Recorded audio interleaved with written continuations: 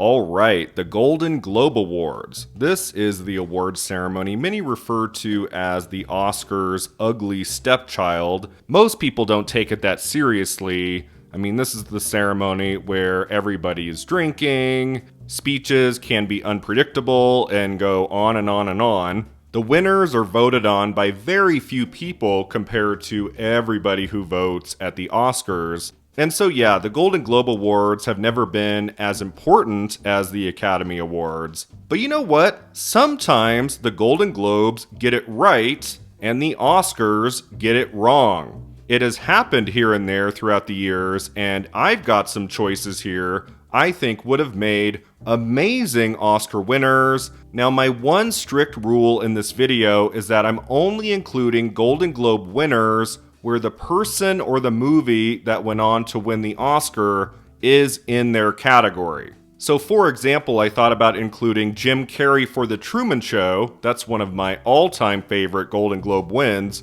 but Roberto Benigni, who went on to win the Oscar for Life is Beautiful in Best Actor, was not nominated at the Golden Globes, so the Jim Carrey choice doesn't count there. Same thing goes for like Taron Egerton, who rightfully won a Golden Globe Award for Rocketman in Best Actor in a Musical or Comedy. Joaquin Phoenix, who went on to win the Oscar for Best Actor, was not in his category. He won the Golden Globe in Best Actor in a Drama. So for this list, it has to be somebody who actually beats the eventual Oscar winner in their category. Are you ready? Here are the top 10 moments when the Golden Globes got it right. Number 10, Best Supporting Actor, Edward Norton, Primal Fear. It puts me on the floor to be even put on a list with Cuba Gooding and James Woods, Paul Scofield, and especially Sam Jackson, who I have been watching and worshiping for years.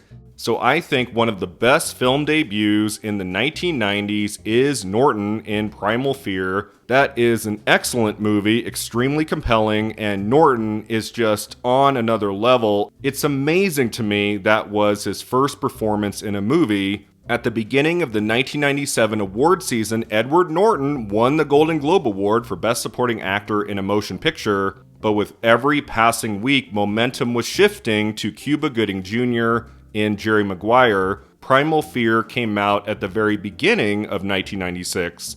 Jerry Maguire came out at the very end. And so on Oscar night, it was Cuba Gooding Jr. who won Best Supporting Actor, beating out Edward Norton. It's a fun, memorable speech. He jumps all around the stage. And I do like his performance in Jerry Maguire, but I do think the better of the two performances is Norton in Primal Fear. Edward Norton should not have just won at the Golden Globes, he should have won at the Oscars too. Number 9, Best Supporting Actress, Janet Leigh, Psycho. I'm looking for a private island. What are you running away from? Why do you ask that? Now, I talked a lot about this supporting actress race in a recent video, Psycho at the Oscars, that was a rare horror film that got into some big categories, including Best Director for Alfred Hitchcock and Best Supporting Actress for Janet Leigh. Although Anthony Perkins' iconic performance as Norman Bates was crazily snubbed at both the Golden Globes and the Oscars, Janet Leigh's memorable performance as Marion Crane got an Oscar nomination, and she won the Golden Globe Award for Best Supporting Actress. That is a fantastic all-timer Golden Globes win that should have translated into an Oscar victory as well. I would say going into the Academy Awards in early 1961, Janet Leigh looked to be the favorite to win, but the film Elmer Gantry just had a little bit more Academy support overall. It won Best Actor for Burt Lancaster, and so in the Best Supporting Actress category at the Oscars, it was Shirley Jones who won for her performance in Elmer Gantry. Again, not a bad performance, not a terrible win, but are people really talking about that Jones performance in Elmer Gantry today? Janet Leigh in Psycho, that is one of the all-timer performances, certainly in the horror genre, and certainly in the 1960s. This is absolutely a case where the Golden Globes got it right and picked Leigh. Number 8, Best Actor, Mickey Rourke, The Wrestler. There's been a very long road back for me, and I'm not a really good public speaker. I was kind of hoping Robert Downey come up here and talk for me a little bit. I have no issue with Sean Penn winning a Best Actor Academy Award for Milk. I loved that movie. It was one of my favorite films of 2008. Sean Penn gives a terrific performance in that movie as the real-life Harvey Milk. But I don't know, all these years on, it does kind of feel like he stole that Oscar trophy from Mickey Rourke, who gave the performance of his lifetime in Darren Aronofsky's The Wrestler. That was also one of my favorite films of the year, and this is another Oscar race I have covered on the channel in depth. Mickey Rourke did have a shot to win Best Actor at the Oscars after he won Best Actor at BAFTA and Best Actor in a Motion Picture Drama at the Golden Globes, beating out Sean Penn for Milk. He gives a fantastic, wildly unpredictable speech at the Globes. It was a moment where it did feel like Rourke could go on to win the Oscar. He had a great narrative that season, and Sean Penn had just won an Oscar a few years before for Mystic River, so Penn was not in any way overdue. At the end of the day, I think Mickey Rourke should have won the Academy Award in Best Actor for The Wrestler. It is just such a phenomenal, dazzling performance. Most of us probably assumed this was going to be his only chance at an Oscar win, and so his loss there is kind of a bummer. I'm so happy the Golden Globes got it right and awarded him Best Actor in a Motion Picture Drama. Number 7, Best Director, David Fincher, The Social Network. It's been really nice. And go to bed, Felix. Thank you.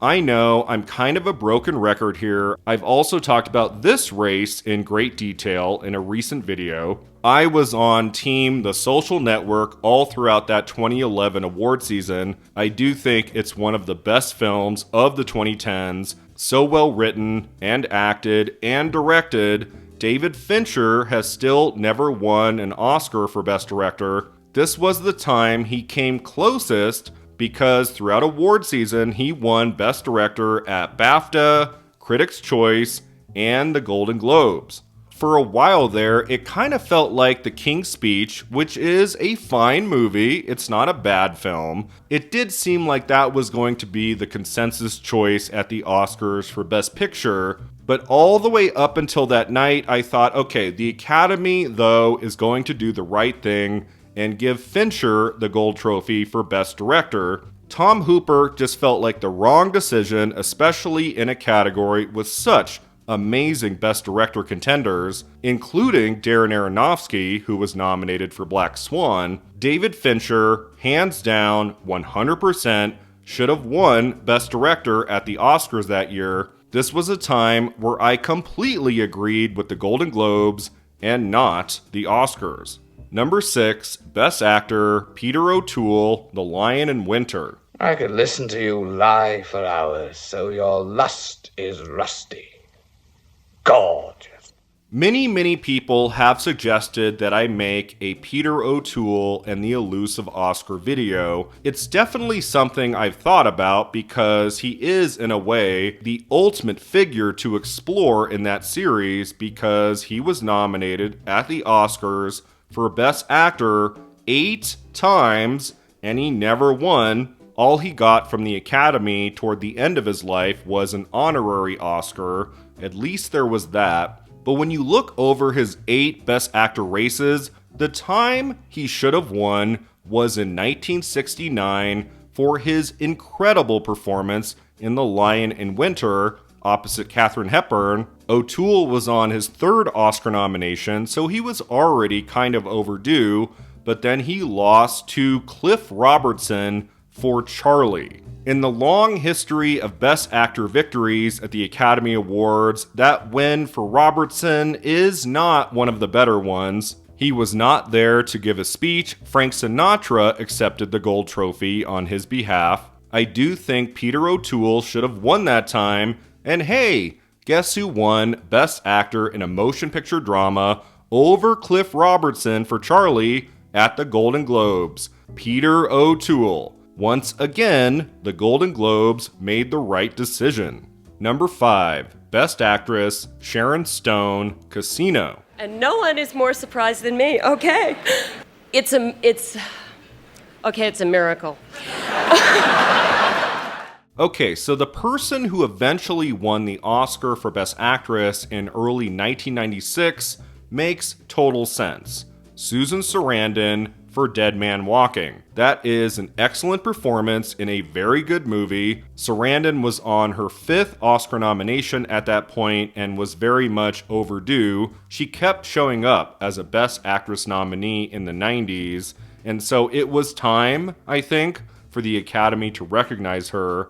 But to be perfectly honest, my favorite performance in that category, maybe my favorite performance in any movie in 1995, is Sharon Stone in Martin Scorsese's epic masterpiece, Casino. That is an amazing film that should have done better throughout award season. I don't know why we were only acknowledging Sharon Stone. Like, it should have gotten into Best Picture, Best Director, Best Actor for Robert De Niro. I don't really understand why it didn't do better. I guess because enough critics, enough people thought that Casino was too similar to Goodfellas. But yeah, I adore that Stone performance. She is firing on all cylinders in that movie. And it was such a thrilling moment to see her win Best Actress in a Motion Picture Drama at the Golden Globe Awards. She did beat out Susan Sarandon for Dead Man Walking. So the Hollywood foreign press that year was seeing what I was seeing in Casino. Sharon Stone is spectacular from beginning to end in that film, and I do think she should have won the Oscar as well. Number 4, Best Supporting Actress, Lynn Redgrave, Gods and Monsters. Thank you very much indeed. I'm a little overwhelmed because it's just 32 years since I stood one of these on a mantelpiece, and it's been calling for a friend ever since.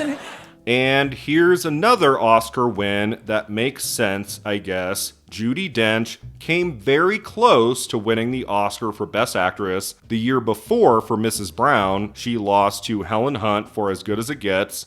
And then Judi Dench gives a fine performance for 8 minutes in Shakespeare in Love, enough for the Academy to give her kind of a makeup Oscar win. Shakespeare in Love was also a favorite that award season. It won Best Actress, Best Picture. So yeah, the Dench win makes sense, but I do think the better performance is absolutely Lynn Redgrave in Gods and Monsters. That was one of my favorite films of the year. I'm so happy it did win that Academy Award for Bill Condon in the Best Adapted Screenplay category, but Ian McKellen should have been more competitive in the Best Actor category, and Lynn Redgrave should have won the Oscar in Best Supporting Actress. She is so funny and original and particular in that performance. The award season got off to a strong start by awarding Redgrave Best Supporting Actress at the Golden Globes. She gives a wonderful speech, and I was hoping at the time she would go on to win at the Academy Awards as well, but sadly, as it turned out, Redgrave just couldn't overtake that Judi Dench narrative. Number 3, Best Director, Barbra Streisand, Yentl. It also represents, I hope, new opportunities for so many talented women. One of the coolest things the Golden Globes ever did was way back in 1984, they gave their Best Director prize to a woman, to Barbra Streisand, for her amazing work on her feature film directorial debut, Yentl. This was a deserved win for an amazing directing job. Yentl is an incredible film from the early 80s, great performances, beautiful cinematography, a compelling narrative. Streisand had a monumental vision that she brought to the screen in all its glory. She wins Best Director at the Golden Globes, the first woman to ever win in that category. And then what does the Academy do? They snub her. She is not even nominated for Best Director at the Oscars. Terms of Endearment is an excellent film. James L. Brooks won the Oscar that year for Best Director. It's not a bad win. He did a great job too, but I do think it's worth mentioning. Many decades before the Academy finally awarded a woman in Best Director, Catherine Bigelow, for The Hurt Locker in 2010, the Golden Globes were way ahead of the curve here. At the 1984 Oscar ceremony, Barbra Streisand absolutely should have been nominated for Best Director. It would have made a great win too. Why is she not on that list? The Golden Globes did the right thing, awarding a woman the Best Director trophy more than 25 years before the Academy did. Number 2, Best Supporting Actor, Tom Cruise, Magnolia. You know, most of all, I've got to talk about Paul Thomas Anderson, who was quite brilliant, and he came and visited me on Eyes Wide Shut and called me 2 months later and said, listen, I've written this role for you. And all right, I love Michael Caine. I think we all love Michael Caine. He is a wonderful actor, and his Oscar acceptance speech in 2000 for The Cider House Rules is a great one, but I've always felt Caine's performance in The Cider House Rules is just fine. It's nothing to write home about. He does a good job, but it's not really a standout performance, especially in that incredible year of films that was 1999. As I just talked about in a recent video, I do think 1999 is the best year for movies, and one of the all-timer performances from that year is Tom Cruise in Magnolia. I think it's the best performance he's ever given in his long career. He should have won his Oscar for that role. He was on his 3rd nomination without a win. Michael Caine had already won Best Supporting Actor at the Oscars for Hannah and Her Sisters in the mid-1980s. And at the beginning of the award season in early 2000, Tom Cruise won the Golden Globe Award for Best Supporting Actor. I just think what he does in Magnolia is spectacular. It's something he didn't have to do.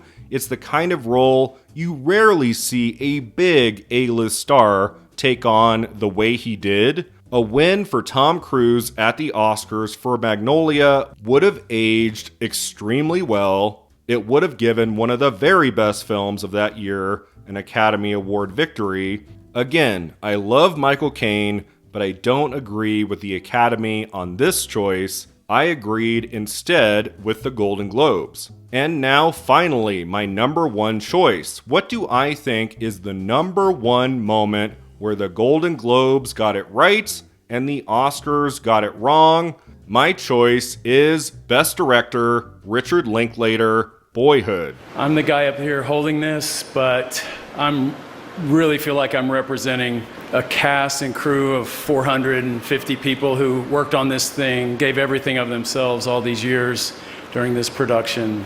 Let me not mince words here. Richard Linklater should have won the Best Director Oscar for Boyhood. I was furious, to be honest, when Linklater lost. Boyhood is an original, one of the most fascinating films made in the 2010s. Nobody but Richard Linklater could have made that movie. His patience, his delicate touch, over 12 years of his life. Birdman is a very good film. I very much adored it back in 2014. To be honest, I haven't had the desire to revisit it since, but even back then, I was 100% on Team Boyhood. I thought that was the film that deserved to win the Oscars for Best Picture and Best Director. So throughout that season, I was thrilled to see Richard Linklater win Best Director at BAFTA, at Critics' Choice, and at the Golden Globes. He was the right choice that year. Not only did he make a terrific film, but also this was a specific example where the actual making of the movie, I thought just alone, was worthy of an Academy Award win in Best Director. The man stuck to his guns for more than a decade and created an emotional coming-of-age masterpiece about time. And yet, at some point during that award season, enough voters pushed against Boyhood. They didn't like Boyhood, and they wanted to find an alternate. They went with Birdman. which is honestly kind of a subversive choice. It is a more interesting Best Picture choice than, say, The King's Speech. But this felt like the one time we could give Richard Linklater his Oscar trophy. I mean, Alejandro González Iñárritu would go on to win Best Director the next year for The Revenant. The guy won Best Director at the Oscars twice in 2 years, and that just makes the pain worse. We could have given Iñárritu Best Director for The Revenant, and a year before, we could have given the trophy to Richard Linklater. I would have loved for that to happen so much for the talented director of Slacker, Dazed and Confused, the Before trilogy, which is my favorite movie trilogy of all time, and Boyhood, the marvelous, magical Boyhood. That year, in Best Director, 100%, the Golden Globes got it right. Thanks so much for watching. If you enjoyed this video, don't forget to like and subscribe. And let me know in the comments below, what are the times you think the Golden Globes got it right and the Oscars got it wrong? Do you agree with my picks, or do you think I have it all wrong? We'll see you next time at the Awards Contender.